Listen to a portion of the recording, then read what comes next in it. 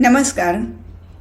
श्री रमेश बावकर लिखित ज्ञानतेचं देव ही श्री ज्ञानेश्वर महाराजांच्या जीवनावरील कादंबरी आपण वाचत आहोत. आज आपण 4थ्या प्रकरणाला सुरुवात करतो आहोत. नारायण नारायण. भगवान महाविष्णूंच्या दरबारात नारदांनी प्रवेश केला तेव्हा सगळ्यांच्या नजरा त्यांच्याकडे वळल्या. सभोवताली बसलेल्या देवदेवतांचे निरीक्षण करीत व नारायण नामाचा घोष करीत नारद महाविष्णूजवळ जाऊन पोचले. त्यांनी महाविष्णूंना अभिवादन केले व भगवंताच्या डाव्या बाजूला जाऊन उभे राहिले. सगळीकडे एकदम शांतता पसरली. नारद येऊन उभे राहिले तरी सभेच्या पुढील कामकाजाला काहीच सुरुवात होण्याची चिन्हे दिसेनात. प्रत्येक देवतेची नारदावर नजर होती. होत असलेल्या प्रकाराने नारद खजील झाले. भगवंतांना व देवांना उद्देशून म्हणाले, मी आपणा सर्वांची क्षमा मागतो. माझ्या आगंतुक आगमनाने आपल्या चाललेल्या चर्चेमध्ये मी विघ्न आणलेले दिसते. आपण आपली चर्चा पुढे चालू करावी.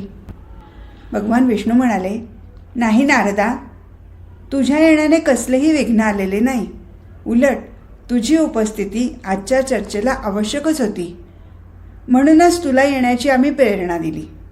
तेव्हा या सभेला सांग की सध्या पृथ्वी तलावर काय समाचार आहे.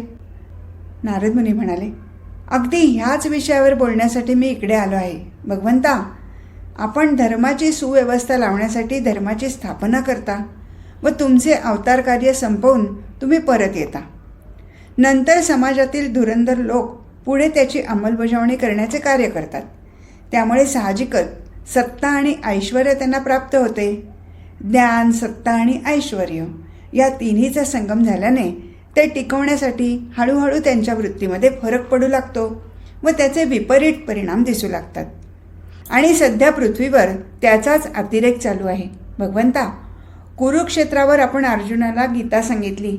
त्या गीतेच्या उपदेशाचा उपयोग, त्याचा अर्थ बदलून हे लोक समाजाची पिळवणूक करण्यासाठी करत आहेत ते पहा.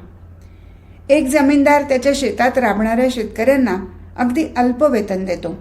त्यांना पोटाला 2 वेळेला कसेबसे पुरेल एवढेच धान्य देतो व अंगाला जाडाभरडा कपडा देतो आणि शरीराचे मुटकुळे टाकता येईल अशी त्याची झोपडी बांधून देतो. घरातील लोकांच्या आजाराला व लग्न कार्याला जादा धन लागल्यास कर्ज म्हणून देतो व त्या कर्जाच्या फेडीसाठी तो शेतकरी मुलाबाळासहित जन्मभर त्याच्या शेतात राबत राहतो. वेतन, धान्य याबाबत शेतकरी जेव्हा तक्रार करतो त्यावेळी तो जमीनदार म्हणतो, बाबा रे, भगवान श्रीकृष्णांनी गीतेत काय सांगितले? कर्मयोगाचे आचरण करावे, फळाची आशा धरू नये, अल्प आहार घ्यावा, उपाधी जास्त वाढवू नयेत, जो देह नाशवंत आहे त्याचे जास्त लाड करू नयेत, थंडी, उष्णता, सुख दुःख समान मानून आनंदाने जगावे व भरपूर काम करावे. मग जा, आज सर्व नांगरणीची कामे झाली पाहिजेत. दुसरीकडे विजनवासामध्ये राहून व कडक तपश्चर्या करून काही योगी सिद्धी मिळवतात व त्या सिद्धींचे प्रदर्शन करून हजारो शिष्य मिळवतात. स्वतःचे महत्त्व वाढवून आरत्या पूजा करून घेतात व स्वतःलाच परमेश्वर भगवान मानतात. आता आपण पूर्ण झालो असा गवगवा ते लोकात पसरवतात. त्यामुळे लोक त्यांच्या भजनी लागतात व त्या योगे हे साधू ऐश्वर्याचा उपभोग घेतात, पण आत्मज्ञानामध्ये शून्य असतात. त्यामुळे समाजाची दिशाभूल होते. काही भोंदू साधू विज्ञानाची माहिती करून घेतात, त्या योगे वेगवेगळे चमत्कार करतात. हे लोक लोकांची फसवणूक करून त्यांना लुबाडतात. अहो, या भोंदू साधूंकडे आणखी काय प्रकार चालतात म्हणून सांगू, पण नकोच. त्या प्रकारांचा उच्चार या देवांसमवेत करणे उचित नाही. आणि आता आणखी काही प्रकार सांगतो. भगवंता, वर्णव्यवस्थेमध्ये तर भेदाभेद फारच वाढला आहे. उच्चवर्णीय ब्राह्मण तर फारच कर्मठ बनत चालले आहेत. स्पृश्याच्या प्रकाराचा तर अतिरेक झाला आहे. स्वार्थाने अंध झालेल्या या लोकांना अस्पृश्य म्हातारीची सावलीच काय, पण दर्शनानेही विटाळ होतो. पण असहाय्य अस्पृश्य तरुणीची अब्रू लुटताना त्यांना विटाळ होत नाही. उलट तिच्या असहाय्यतेला मदत करण्याचा उदारपणा दाखवून स्वतःला दानशूर म्हणून घेतात व स्वतःचा गौरव करून घेतात. गीतावचनाचा दृष्टांत देऊन मान सन्मानाचे स्वतःला वावडे आहे असे दाखवतात व आपली खुशामत करणाऱ्या लोकांकडून ते स्वतःचा सत्कार समारंभ करून घेतात. पण दुसऱ्याला मान देण्याची वेळ आली की त्यांना अमानित्व आठवते. स्वतः दांभिकपणाने वागून सज्जनांना ते दांभिक म्हणतात व त्यांची समाजात टर उडवतात. मद्य मांसभक्षण करण्यासाठी अन्य निमित्ताने पशुहिंसा करतात व परमेश्वराचा प्रसाद म्हणून त्याचे यथेच्छ भक्षण करतात. काही दांभिक व अर्धवट ज्ञानी लोक स्वतःच्या ज्ञानाचा टेंभा मिळवण्यासाठी गुरुकुल चालू करतात व शिष्यांना गुरुसेवेचा उपदेश करून त्यांना अनेक प्रकारे राबवून घेतात, पण प्रत्यक्ष ज्ञान देण्याचे नाव काढीत नाहीत. त्या गुरुचा बाह्य बडेजाव मात्र पाहण्यासारखा असतो. ते भरल्या पोटी शिष्यांना संयमाचे पाठ देतात. सर्व प्रकारचे उपभोग घेऊन शिष्यांना वैराग्याचा उपदेश करतात. जन्मामध्ये सतत दुःख भोगल्यानेच ज्ञान प्राप्त होते. अनासक्त बुद्धीने वागावे व सद्गुरूला सर्व अर्पण करावे असा उपदेश करून हे गुरु शिष्यांना लुबाडतात. सर्व प्रकारचा उपभोग घेऊन ते स्वतःला अनासक्त आणि इंद्रियेषु वर्तंत असे सांगतात. प्रत्येक स्वार्थाच्या गोष्टीत बारकाईने लक्ष घालूनही व येणं केनं प्रकारेनं तो स्वार्थ साध्य करूनही ते स्वतःला उदासीन म्हणून घेतात. सर्वांविषयी समभाव व आपण फार न्यायी आहोत म्हणून सांगणारे लोक स्वतःचा स्वार्थ साधून बरोबर झुकते माप एका बाजूला टाकतात. अध्यात्म म्हणजे स्वतःविषयीचे म्हणजे आपल्या स्वार्थाविषयीचे ज्ञान हेच खरे ज्ञान असून बाकी सर्व अज्ञान असे काही अध्यात्मवादी सांगतात. जीवन हे क्षणभंगूर आहे असे लोकांना सांगून स्वतः मात्र आहे तोवर जास्तीत जास्त उपभोगून घ्या असं म्हणत असतात. स्वतःच्या स्वैरसंचाराला व उपभोगाला इंद्रिय त्यांच्या विषयात रमत आहेत. मी मात्र नामानिराळा आहे असं म्हणून शब्दांचा सुंदर साथ चढवतात. किंवा सर्वाठाई परमेश्वर असून तो माझ्या ठिकाणी आहे व तोच या सर्व गोष्टींचा उपभोग घेत आहे असेही हे लोक सांगत असतात. आम्ही तर जीवनमुक्त आहोत असा ते डांगोरा पिटवतात आणि कोणत्याही विधी निषेधाचे बंधन ते पाळत नाहीत. भगवान विष्णू एकदम मध्येच म्हणाले, बस बस नारदा, अगदी कहर झालेला आहे हा. नारद म्हणाले, भगवंत, याचे कारण गीता ही संस्कृतात आहे. सामान्य लोकांना तिचा अर्थच कळत नाही. संस्कृत पंडिताच्या बासनात ती बंदिस्त आहे. लोकांना खरे खोटे योग्य अयोग्य काहीच कळत नाही. हे संस्कृतज्ञ लोक बाकीच्या लोकांना इतक्या तुच्छतेने वागवतात की त्याचे वर्णन करू शकत नाही. भगवान, आपणच एकदा तेथे जाऊन हा प्रकार पाहावा असे मला वाटते. भगवंत म्हणाले, नारदा, आता आमचा तोच विचार चालला होता. माझ्या कानावर काही प्रकार आलेले आहेत, पण तू मात्र सविस्तर हकीकत सांगितलीस. आता मला वाटते मी एकट्याने अवतार घेऊन हे कार्य होणार नाही, तर नेहमीप्रमाणे तुम्ही सर्वजण माझ्या साह्याला येणे जरूर आहे. शिवाय दुसरी गोष्ट म्हणजे या खेपेला दुष्टांचा संहार करून धर्मसंस्थापन करायचे नाही, तर दुष्टांचे मतपरिवर्तन करून धर्मसंस्थापन करायचे आहे. तेव्हा तुम्ही सर्व वेगवेगळ्या जातीमध्ये जन्म घ्यायचा आहे. नारद म्हणाले, पण भगवंता, आपण कोणत्या जातीमध्ये जन्म घेणार आहात? भगवंत म्हणाले, नारदा, वामन रूपाने आम्ही ब्राह्मण कुलात, राम रूपाने क्षत्रिय कुलात व कृष्ण रूपाने वैश्य कुलात जन्म घेतला. तुमच्यातील काही वैश्य काही शूद्र म्हणून जन्माला येतील, पण आम्ही मात्र ब्राह्मण कुळातच जन्म घेणार. तोच भगवंताचे लाडके भक्त म्हणाले, देवा, हे अवतार कार्य फारच अवघड आहे, त्रासदायक आहे असे दिसते. म्हणजे आमचा छळ होणार व तुम्ही ब्राह्मण कुलात जन्म घेणार. शांत व्हा. पुढील सांगणे ऐकले म्हणजे तुम्हाला खरी कल्पना येईल. मी जरी ब्राह्मण कुळात जन्म घेणारा असलो तरी तो जन्म संन्यासाच्या पोटी असेल. त्यामुळे समाजात आम्हाला शूद्राहूनही नीच मानले जाईल व खरा छळ आमचा होईल. तुम्हाला कसलाही त्रास होणार नाही. तुम्ही भक्तीची पताका तेथेही फडकावायची आहे. पृथ्वीवरील आपले सर्वांचे दैवत पंढरपुरातील माझाच अवतार पांडुरंग असेल. आता माझे अवतार कार्य काय असेल असा तुमचा प्रश्न असेल तर त्याचे उत्तर पुढील प्रमाणे. कपिल मुनींचा अवतार घेऊन मी सांख्ययोग सांगितला. त्यानंतर श्रीकृष्ण अवतारात अर्जुनाला कर्मयोग सांगितला. जशी काळाची गरज होती, सामाजिक स्थिती होती, तसे त्यावेळी सांगितले. पण आता संस्कृतात अडकून असलेल्या ज्ञानाला सहज आकळून टाकणारा भक्तियोग मी यावेळेस सांगणार आहे. संसारामध्ये राहूनही स्वतःच्या कर्माचे निष्ठेने आचरण करून कोणत्याही साधनाशिवाय व उपाधीशिवाय परमेश्वराकडे जाण्याचा मार्ग लोकांना दाखवून द्यायचा आहे. आणि तो म्हणजे भक्तिमार्ग. जे ज्ञानाने म्हणजे ज्ञानाच्या अभिमानाने विद्वानांपासून, धर्माचे जाणकार म्हणवणाऱ्या धर्मज्ञानापासून दूर राहिले, ते अडाणी भक्त केवळ नामघोषाच्या साहाय्याने सहज प्राप्त करून घेतात माझे परमधान. हे आपणाला त्यांना दाखवून द्यायचे आहे. माझ्यापुढे ज्ञान, विज्ञान, सत्ता, ऐश्वर हे सर्व व्यर्थ आहे याची त्यांना यावेळी कल्पना येईल. म्हणून आपण सारे या कार्यासाठी आता पृथ्वीवर जायचे आहे. आणखीन एक महत्त्वाची गोष्ट, आत्तापर्यंतच्या अवतारात दुष्टांचा संहार करण्यासाठी मी शस्त्राचा वापर केला, पण या जन्मात माझी चारही आयुधे ही वेदरूपाने, ज्ञानरूपाने माझ्याजवळ असतील व या ज्ञानाच्या प्रभावाने तेथील कर्मकांडांना प्राधान्य देणाऱ्या कर्मकांडी लोकांचा, संस्कृत ज्ञानाचा फायदा घेऊन अज्ञजनांना धर्मविमुख करणाऱ्या गर्विष्ठ लोकांचा, सत्तेच्या जोरावर अबलांवर, नीचवर्णीयांवर अन्याय करणाऱ्या लोकांचा पराभव करायचा आहे. म्हणजेच त्यांचे मतपरिवर्तन करायचे आहे. त्यांच्या डोळ्यावर आलेला धनमद, ज्ञानमद व सत्तामद यांचा पडदा दूर सारायचा आहे. त्यासाठी चमत्काराचे एक प्रभावी शस्त्र मात्र वापरावे लागेल. भक्तीचे वैर दुष्ट व्यक्तींशी नसून दुष्ट वृत्तीशी आहे. तेव्हा भक्तीच्या प्रसारार्थ, पुष्ट्यर्थ, पोषणार्थ दुष्ट वृत्तीचा संहार करायचा आहे व ते केवळ परिवर्तनाने, चमत्काराच्या परिवर्तनानेच शक्य आहे. आता कोणी कुठे कुठे जन्म घ्यायचा ते ऐका.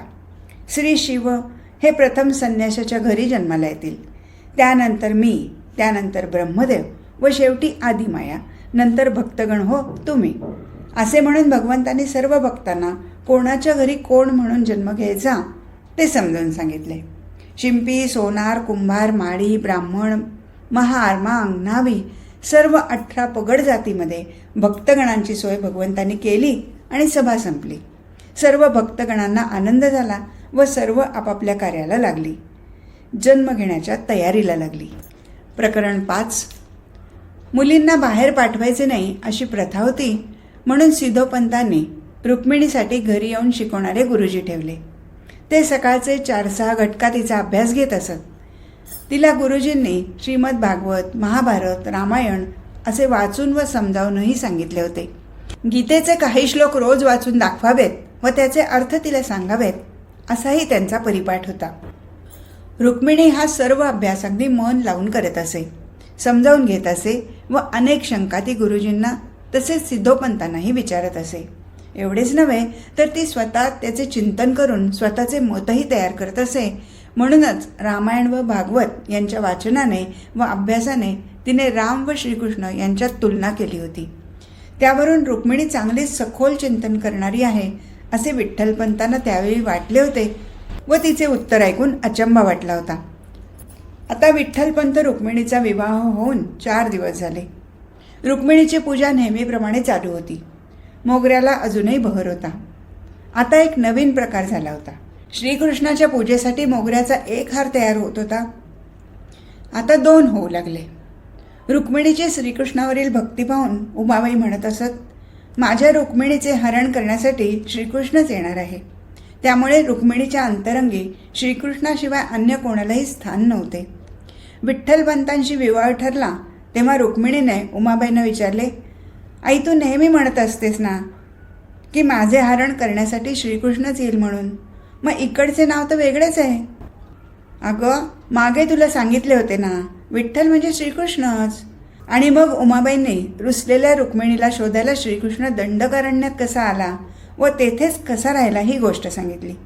ती कथा ऐकून रुक्मिणीला आनंद झाला आणि म्हणून विवाहानंतर रुक्मिणी दुसरा हार विठ्ठलपंतांसाठी करून त्यांच्या उशीवर ठेवून जात असे. रुक्मिणी पूजा उरकून बसली होती. हातात गीतेचे पुस्तक होते. 9व्या अध्यायाचे वाचन ती करत होती. 9व्या अध्यायाच्या 32व्या श्लोकावर रुक्मिणी थबकली. ती वाचत होती मोठ्याने. मां हि पार्थव्यपाश्रित्य येऽपि स्युः पापयोनयः स्त्रियो वैश्योस्तथा शूद्रास्तेऽपि यान्ति परां गतिम्. हा श्लोक वाचून रुक्मिणीने मान वर केली. दारात विठ्ठलपंत उभे होते. रुक्मिणी थांबलेली पाहून विठ्ठलपंत म्हणाले, आपण वाचण्याचे थांबू नका, आम्हीही ऐकू. रुक्मिणी म्हणाली, या श्लोकाचा अर्थ माझ्या ध्यानात नीटसा येत नाही आणि मी विचारले तर कोणीही समाधानकारक उत्तर दिले नाही. आपण श्लोक वाचावा व आपली शंका विचारावी बघू आम्हाला जमते का तुमचे समाधान करायला. रुक्मिणीने श्लोक वाचला व विचारले, भगवंतांनी वैश्य शूद्र यांच्याबरोबर स्त्रियांनाही पापयोनी का म्हटले आहे? स्त्रियांची योग्यता एवढी खालच्या दर्जाची आहे असे का भगवंतांना म्हणायचे आहे? विठ्ठलपंत बोलू लागले तो सिद्धोपंत माडीवर आले. विठ्ठलपंत दूर उभे राहून काही बोलत आहेत व रुक्मिणीच्या हाती गीता आहे. यावरून सिद्धोपंत, रुक्मिणी तू आता त्यांनाही त्रास देऊ लागलीस असे दिसते असे म्हणाले. त्यांच्या मनात एक शंका बरेच दिवस राहून गेली आहे असे त्या म्हणत होत्या. म्हटलं शंका तरी ऐकून घ्यावी म्हणून त्या सांगत होत्या. बाबा तुम्ही बसा, माझे जर समाधान झाले तर बरेच दिवस सलत असलेला प्रश्न माझ्या मनातून निघून जाईल. सिद्धोपंत बसले. त्यांनी विठ्ठलपंतांनाही शेजारी बसवून घेतले. बोला पंत, रुक्मिणीच्या शंकांचे उत्तर आम्हाला देणे जमले नाही, तेव्हा आम्हालाही समजेल की भगवंतांना नेमके काय म्हणायचे आहे ते. विठ्ठलपंतांनी बोलण्यास सुरुवात केली. या श्लोकाचा बारकाईने विचार करावयास पाहिजे. एक गोष्ट म्हणजे ये अपि पापयोनयः असे भगवंत म्हणतात, म्हणजे जे कोणी पापयोनीत जन्मलेले असतील ते सुद्धा असा येथे अर्थ होतो. म्हणजे स्त्रिया वैश्य व शूद्र यांची गणना पापयोनीतले जीव असा भगवंताचा अभिप्राय नाही.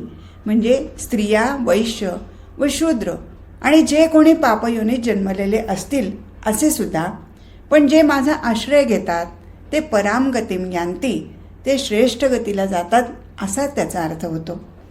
आता स्त्रिया वैश्य व शूद्र, या स्त्रियांना वैश्य व शूद्र यांच्याबरोबर का घेतले गेले? शिवाय पापयोनी हे विशेषण शूद्रांना लावणे शक्य आहे, त्यामुळे ते कदाचित वैश्य व त्याबरोबर स्त्रियांनाही लागू पडते असा त्यातून अर्थ निघतो का? याचा विचार केल्यास एका गोष्टीचा विचार करणे आवश्यक आहे, आणि तो म्हणजे जीव जन्माला का येतो व वर्णामध्ये व गुणांमध्ये काही संबंध आहे का? तर प्रथम गुण व वर्ण याचा संबंध लक्षात घेऊ. सत्व रज तम या त्रिगुणापासून हे वर्ण उत्पन्न झाले. त्यांची विभागणी अशी: सत्वगुणापासून ब्राह्मण व क्षत्रिय, रजोगुणापासून वैश्य व रजोगुणामध्ये तमोगुणाच्या काही अंशाने शूद्र वर्ण उत्पन्न झाले. त्यामुळे वैश्य व शूद्र यांची नावे एकत्र घेतली आहेत. स्त्री ही प्रकृतीने चंचल असते, तिला मुळातच संसाराची आवड असते, त्यामुळे तिचा पिंड हा रजोगुणाच्या प्राधान्याने तयार झालेला आहे. विकारवशता हा स्त्रियांचा स्वभाव आहे. स्त्री ही वात्सल्याची प्रेमाची मूर्ती आहे. स्त्रियांना माया म्हणतात, त्याचे कारणही तेच आहे. स्त्रिया कधीच अनासक्त, विरागी, उदासीन असू शकणार नाहीत, कारण त्यांची प्रकृती रजोगुणी आहे म्हणून. आता पुढचा मुद्दा म्हणजे जीवात्मा जन्माचा. जीवाचा जन्म अतृप्त वासना, इच्छा या कारणाने होतो. जोपर्यंत देहभाव आहे तोपर्यंत इच्छा वासना होतच राहतात व त्यांच्या पूर्तीसाठी जीव जन्मभर धडपड करत असतो. या धडपडीमध्ये त्याच्याकडून कृत्य होतच राहतात व त्यावरून त्याचे पापपुण्याचे संचित तयार होते व त्याप्रमाणे पुढील जन्माचे प्रारब्ध तयार होते. आता याचा विचार केला तर सत्वगुणी ब्राह्मण व क्षत्रिय जास्तीत जास्त योग्य मार्गाचा अवलंब करून आपल्या वासना तृप्त करून घेतात व बाकीचे विधिनिषेधाचा फारसा विचार न करता आपली वासना पूर्ण करून घेतात. त्यामुळे त्यांच्या ठिकाणी पुण्यांशापेक्षा पापच जास्त जमा होते व कर्माचीच जास्त ओढ असल्याने ते त्यांच्या पापाचे फळ भोगून पुन्हा मनुष्य जन्मात येतात. त्यामुळे ते पापयोनी असे भगवंतांनी म्हटले आहे. आध्यात्मिक ज्ञानाने विकास करून घेण्यासाठी स्त्रीची एकूण शारीरिक मानसिक धारणाच स्वाभाविकपणे योग्य नाही. पुराणामध्ये गार्गी, मैत्रेयी अशा काही विदुषी होऊन गेल्या आहेत, पण तपस्साधना करून पुढे जाणे कोणालाही जमले नाही, म्हणून वेदाने स्त्रियांना वेदज्ञानापासून पूर्ण वंचित केले आहे. पण हा दोष राहू नये व स्त्रियांनाही मुक्तीसाठी पूर्ण संधी असावी म्हणून गीतेने स्त्रियांनाही या ज्ञानाचा अधिकार आहे असे सांगितले व गीतेत सांगितलेल्या काही मार्गाने त्यांना आत्मविकास साधून घेणे शक्य आहे. असो, पण सर्व स्त्री जातीला ज्या पातळीवर नेऊन ठेवले आहे तेथे तुम्ही जाऊन बसण्याची आवश्यकता नाही. तुम्ही गार्गी मैत्री होऊ शकता. विठ्ठलपंतांचे हे सुरेख व निर्दोष विवेचन ऐकून सिद्धोपंत तर आनंदूनच गेले, पण रुक्मिणी अगदी मंत्रमुग्ध होऊन गेली होती. आता शंका म्हणून काहीच राहिली नव्हती. इतक्या दिवसापासून चालत आलेला प्रश्न इतक्या सहजपणे सुटेल असे रुक्मिणीला वाटले नव्हते. आता तिचा विठ्ठलपंताविषयीचा आदर जास्त वाढला. विठ्ठलपंतांच्या मुखातून जणू श्रीकृष्णच आपली शंका निरसन करत आहे असे तिला वाटले. सिद्धोपंत म्हणाले, वा वा विठ्ठलपंत, आज आम्हाला खरोखरच आनंद झाला, आम्ही धन्य झालो. असे म्हणून सिद्धोपंत उठून खाली निघून गेले. विठ्ठलपंत रुक्मिणीकडे पाहत होते. विठ्ठलपंत आपणाकडेच पाहत आहेत हे लक्षात येताच रुक्मिणी किंचित गोंधळली. तिने स्वतःला सावरले. विठ्ठलपंत म्हणाले, आपला अभिप्राय नाही कळला, आपली शंका दूर झाली ना? क्षणभर थांबून रुक्मिणी म्हणाली, आपले उत्तर ऐकून माझा प्रश्नच किती वेडेपणाचा होता हे माझ्या लक्षात आले आहे. विठ्ठलपंत मध्येच घाईघाईने म्हणाले, नव्हे नव्हे, असे म्हणू नका. एक गोष्ट लक्षात ठेवा, गीता काय म्हणते? तद्विधी प्रणिपातेन परिप्रश्नेन सेवया उपदेक्षन्ति ते ज्ञानम ज्ञानिनस तत्वदर्शिनः. यामध्ये परिप्रश्नेन म्हणजे वरचेवर प्रश्न विचारून, प्रतिप्रश्न म्हणजे शंका विचारून असे म्हटले आहे. म्हणून खऱ्या ज्ञानाची प्राप्ती करून घ्यायची असेल तर शंका विचारणे व त्यांचे समाधान करून घेणे हीच खरी अभ्यासाची पद्धत आहे. शिवाय शंकांचे उत्तर मिळाले की प्रत्येक शंकाच वेडेपणाची आहे असे वाटते, तेव्हा तसे वाटून घेण्याचे कारण नाही. खरे आहे आपले म्हणणे. आणि बाहेरच्या चढत्या उन्हाकडे पाहत रुक्मिणी उठली. आता आईला मदत करायला पाहिजे असे म्हणत रुक्मिणी संतपणे जिन्याच्या पायऱ्या उतरू लागली व विठ्ठलपंत कौतुकाने रुक्मिणीच्या पाठमोऱ्या आकृतीकडे पाहत स्वतःला धन्य समजत होते.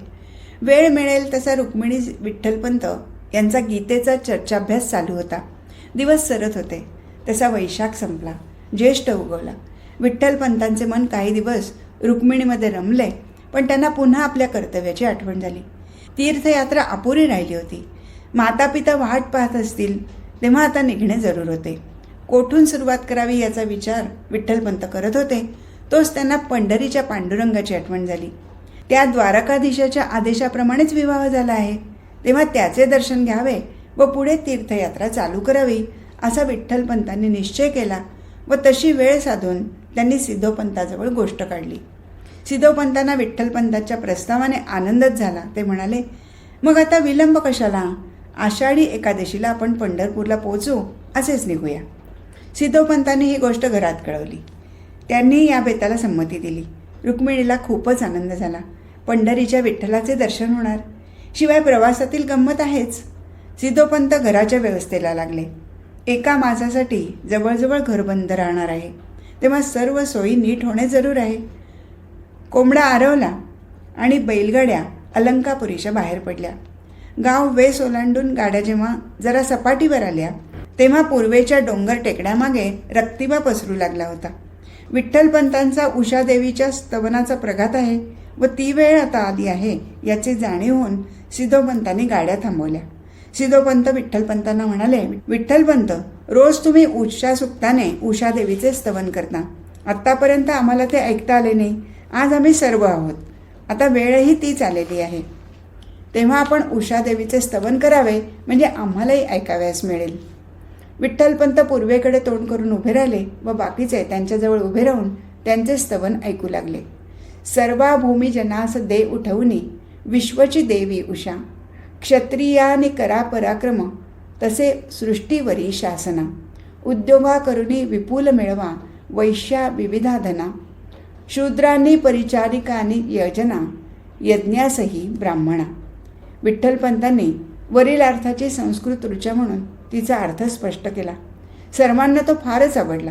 रुक्मिणी म्हणाली, आज आपण सकाळी उठून देवाला निघालो आहोत, पण अशी प्रेरणा देणारी ही उषादेवी, तिचे अशाच अर्थाचे काही स्तवन आहे का? विठ्ठलपंत हा प्रश्न ऐकून आनंदून गेले. ते म्हणाले, वा वा, काय योग आहे पहा. तुमच्या मनात असे स्तवन ऐकण्याची इच्छा व्हावी व तशाच अर्थाची ऋचा त्याच सुक्तात असावी, हा उत्तम योगायोग आहे. आणि विठ्ठलपंतांनी खालील अर्थाची संस्कृत ऋचा म्हटली. क्षितिजा राऊळी प्रकट दिसू लागे नील उषा, करी जागे झोपी असती तया दावी सुर उषा, अशा गेल्या भूती असती तरी होऊनी समयी, उषा ही माताजी असती उदरी भावी समयी. या ऋचेचा अर्थ विठ्ठलपंतांनी स्पष्ट केला तेव्हा सर्वांनाच आनंद झाला. त्यातल्या त्यात रुक्मिणीला खूपच आनंद झाला. तिला विठ्ठलपंतांविषयी खूपच आदर वाटू लागला. त्यांचा अभ्यास, त्यांचे पाठांतर, वक्तव्य, शिकवण्याची आणि समजावण्याची पद्धत पाहून तिला वाटू लागले की खरोखरच विठ्ठल रूपाने श्रीकृष्णच माझ्याशी विवाह करण्यास आले नसतील ना. आणि या विचाराने रुक्मिणी स्वतःला धन्य धन्य समजू लागली, कृतार्थ समजू लागली. मुक्काम करीत करीत सर्वजण पंढरपुरास येऊन पोचले. देवळाचा कळस लांबूनच दिसू लागताच विठ्ठलपंतांचे हृदय गदगदून आले, डोळ्यात पाणी उभे राहिले. रुक्मिणीला सुद्धा खूप आनंद झाला. रुसलेल्या रुक्मिणीला शोधायला आलेला श्रीकृष्ण तिला दिसणार होता. त्याचे रूप ती मनात साकार करत होती. गाड्या वाळवंटात मोकळ्या केल्या. विठ्ठलपंत चंद्रभागेच्या वाहत्या पाण्यात पाय भिजवण्यासाठी मोठ्या आतुरतेने पुढे गेले. भीमाशंकरावरून निघालेली भीमा चंद्रकोरीप्रमाणे आकाराला आली म्हणून ती पंढरपूरला चंद्रभागा झाली. चंद्रभागेच्या थंडगार पाण्यात पाय टाकून विठ्ठलपंतांनी पांडुरंगाच्या देवळाचे शिखर पाहिले व हात जोडले. सिद्धोपंत, उमाबाई व रुक्मिणी यांनीही चंद्रभागेत पाय भिजवून देवळाच्या शिखराचे दर्शन घेतले. सर्वजण देवळात आले. कटीवर हात ठेवून उभी असलेली ती पांडुरंगाची सुंदर मूर्ती पाहून सर्वांच्याच डोळ्यात पाणी उभे राहिले. पांडुरंगाचे पाय धरून त्याच्या पायी मस्तक ठेवले. तीर्थप्रसाद घेऊन मंडळी पुन्हा वाळवंटात आली. गोपाळपुरा पाहिला. नावेतून गोपाळपुराला येणे जाणे झाल्याने रुक्मिणीला खूपच आनंद झाला. आषाढीची यात्रा भरली व संपली. गर्दी कमी झाली. सिद्धोपंत परतण्याची भाषा बोलू लागले. विठ्ठलपंत म्हणाले, मी आता माझी उरलेली तीर्थयात्रा पुरी करतो व अलंकापुरी येतो. मग तेथून मी आपल्या परवानगीने आपेगावला जाईन. आई बाबा वाट पाहत असतील तेव्हा आपण परवानगी द्यावी. सिद्धोपंत म्हणाले, रुक्मिणी अजून लहान आहे म्हणून तिला आपल्याबरोबर पाठवता येत नाही, पण आम्ही आपली वाट पाहत आहोत, तरी लवकर जाऊन परत या. विठ्ठलपंतांनी मान हलवली व पडशी खांद्यावर टाकून त्यांनी पावले टाकण्यास सुरुवात केली.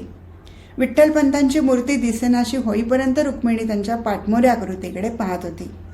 विठ्ठलपंत वळले म्हणून दिसेनासे झाले.